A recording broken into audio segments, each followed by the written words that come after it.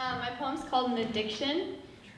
January 23rd, 2016. One touch of a button and she was dead. One touch of a button, because of a split second, because of a temptation, the life of an innocent child was ripped out of her hands.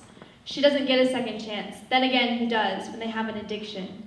Because the addiction comes first, before life, before reality, before witnessing your child's first steps.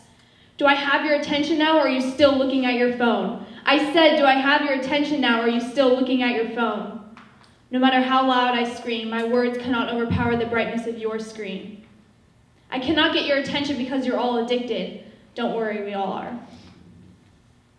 The first thing I touch when I wake up, my addiction. The first words in my head I type instead of speak. When the sounds of your family are muffled by the sounds of your addiction buzzing, you know this is wrong.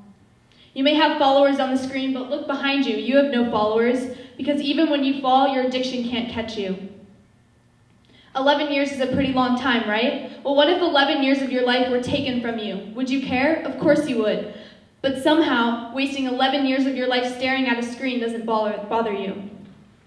The addiction is supposed to keep us connected like branches on a tree, but somewhere in the midst of this, the leaves and then the branches started falling, making the connection worse.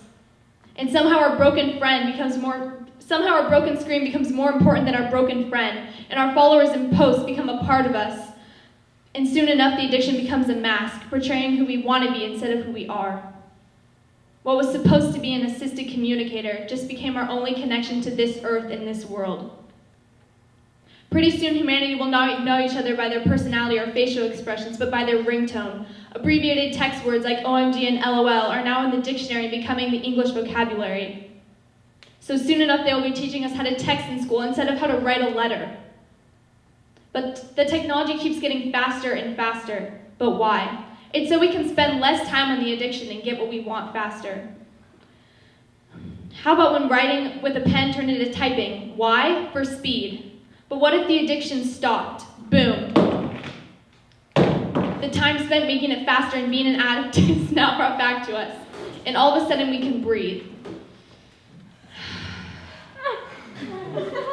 But the suffocation soon returns, like the suffocation of the girl crushed by the car because of her decision to touch that button.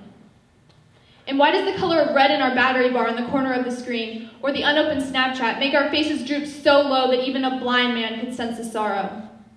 And why are the competitions these days no longer who can run the fastest, but instead who can get more likes on your #IceBucketChallenge post?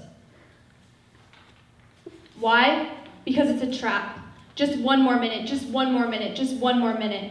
Until one day you realize the years that have passed, and all you wish for is that you could have that time back. But if you got another chance, would anything change? Or would you fall back and repeat history? Would you fall in the trap again and repeat history?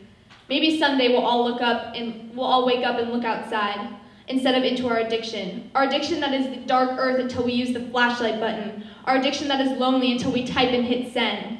The earth that is silent until we touch a button and fill it with sound, and all of a sudden you forget.